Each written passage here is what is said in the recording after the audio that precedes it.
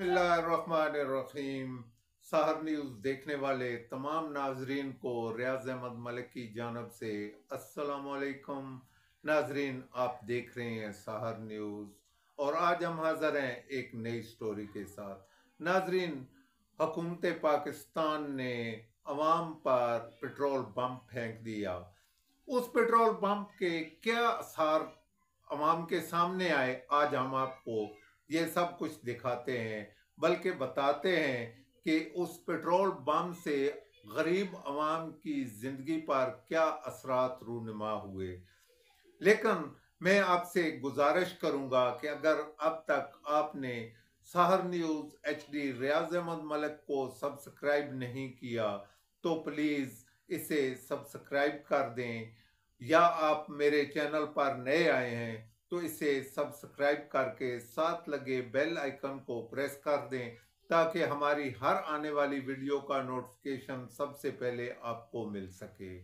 तो नाजरीन, शुरू करते हैं आज के व्लॉग की स्टोरी।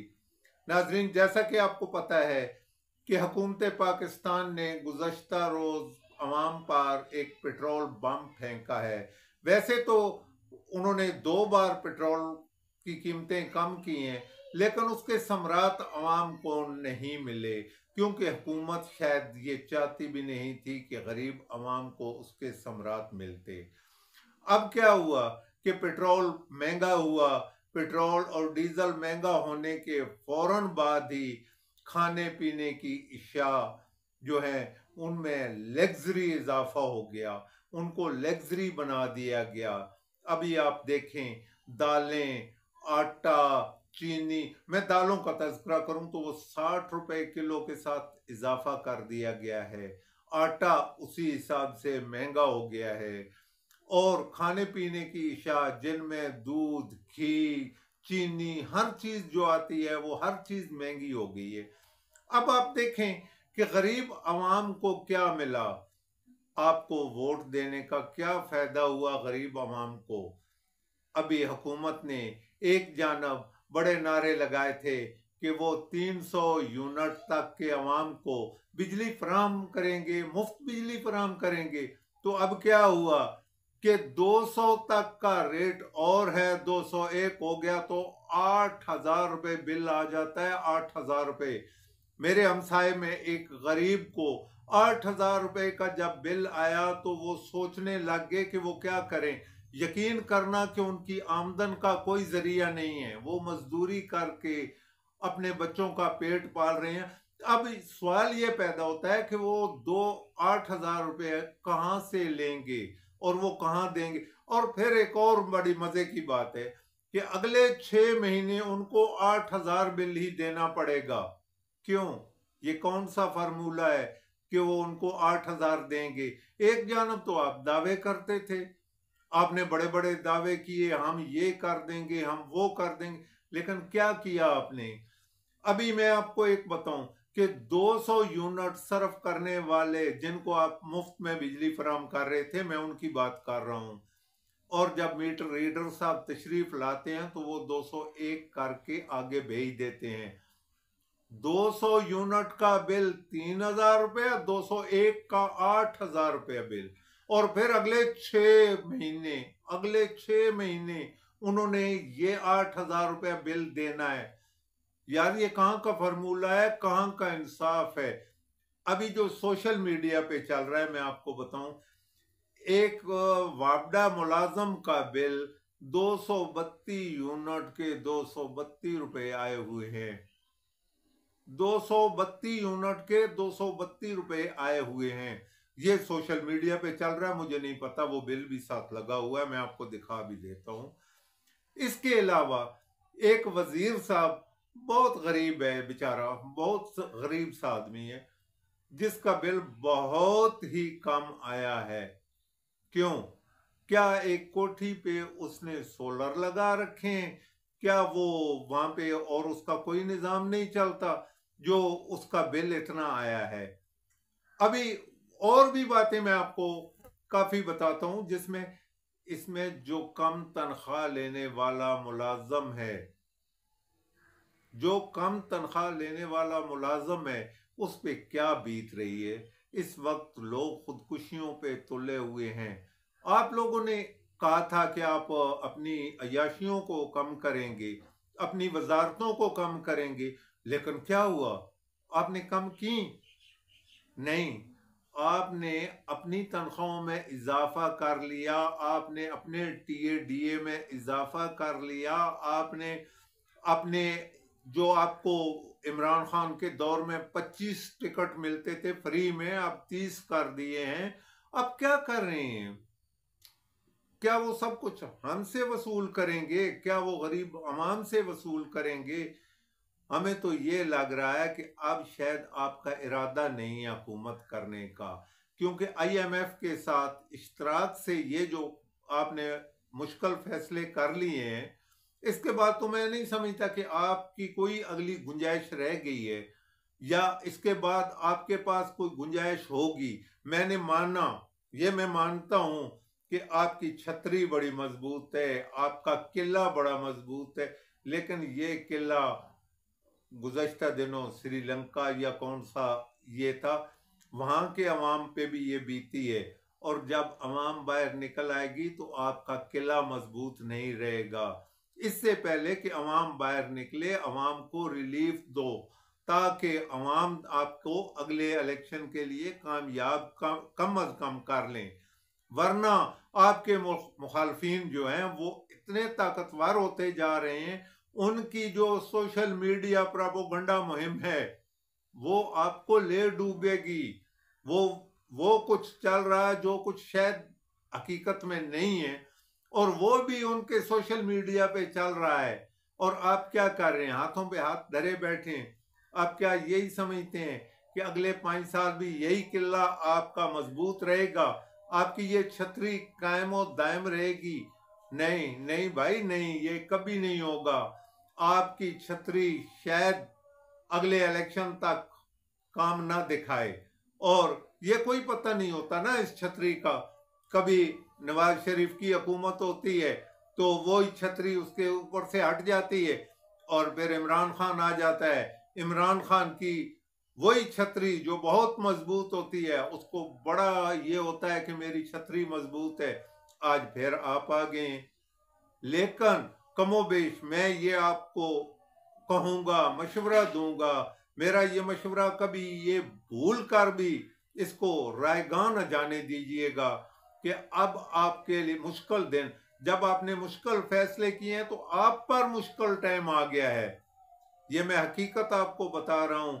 आपके वज़ारा जो हैं, आपके एमपीए साहबान जो हैं, वो भी बहुत परेशान हैं। आप तो ये समझते होंगे कि वो अगले इलेक्शन में भी शायद वो कहीं कुछ होगा और वो जीत जाएंगे। नहीं भाई, वो नहीं जीत सकेंगे। इस बार भी बहुत सारे लोग जो है ना बड़ी मुश्किल से जीते हैं।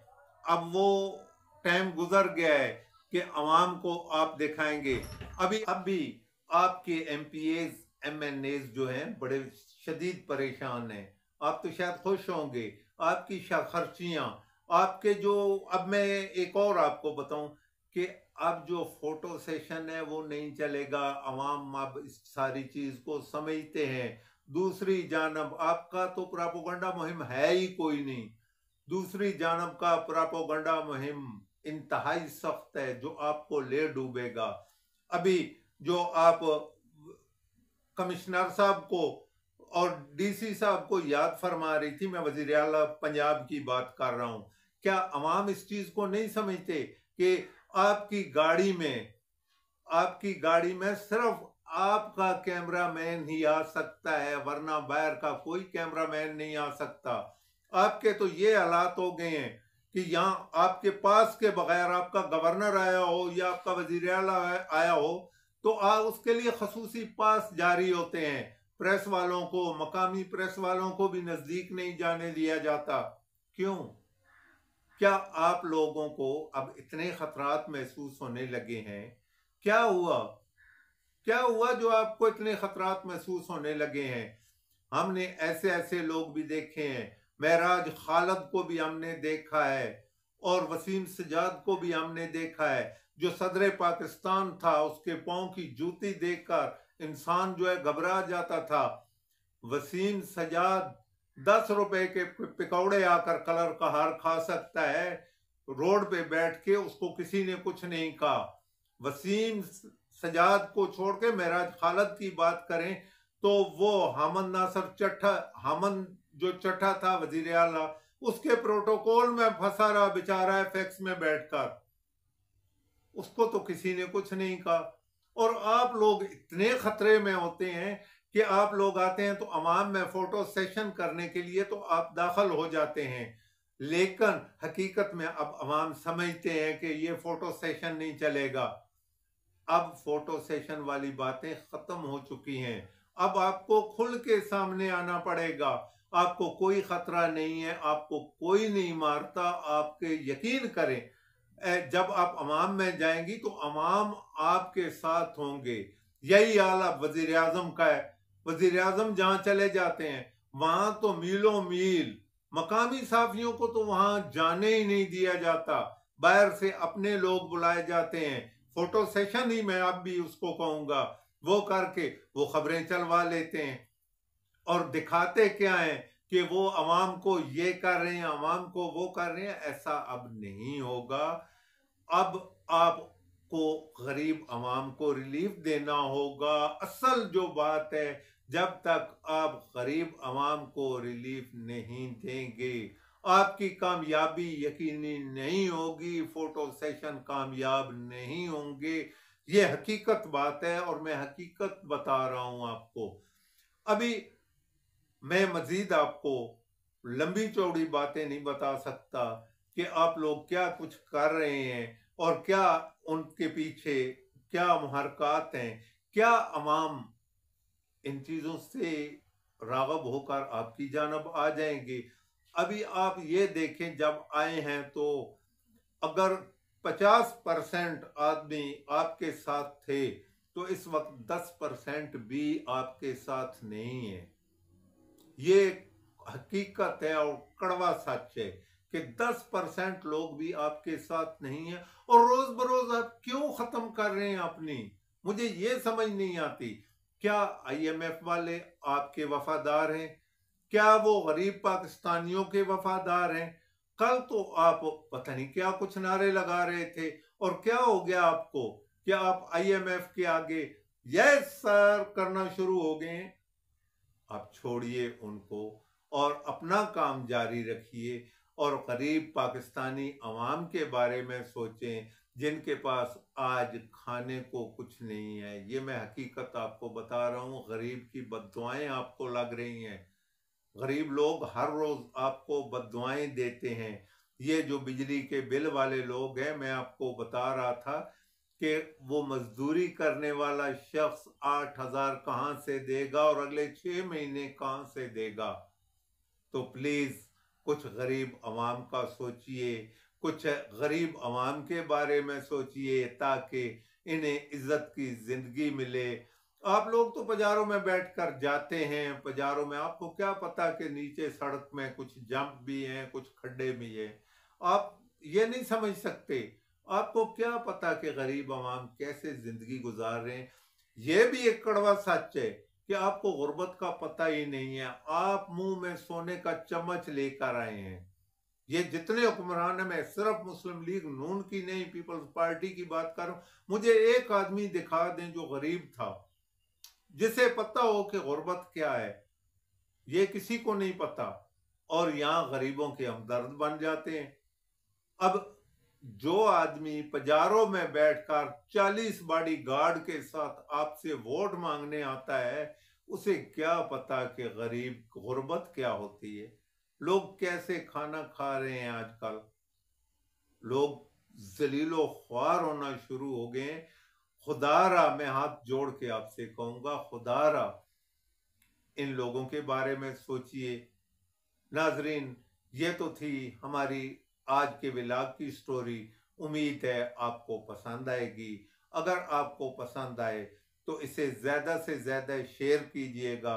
मैं एक और गुजारिश भी ये करूँगा, इसे ज़्यादा से ज़्यादा शेयर कीजिएगा ताकि ये वीडियो ऊपर तक पहुँच जाए, हुक्मरानों तक पहुँचे, और ताकि कुछ ना कुछ शायद उनके अक्ल में गरीबों के बारे में कुछ आ जाए, प्लीज़ इसे लाइक कीजिएगा और कमेंट्स में आकर हमें ज़रूर बताइएगा कि आपको ये व्लॉग कैसा लगा और इसको मज़ीद बेहतर बनाने के लिए हमें क्या करना चाहिए। इसके साथ ही आपसे इजाज़त चाहेंगे। अल्लाह हाफ़िज़।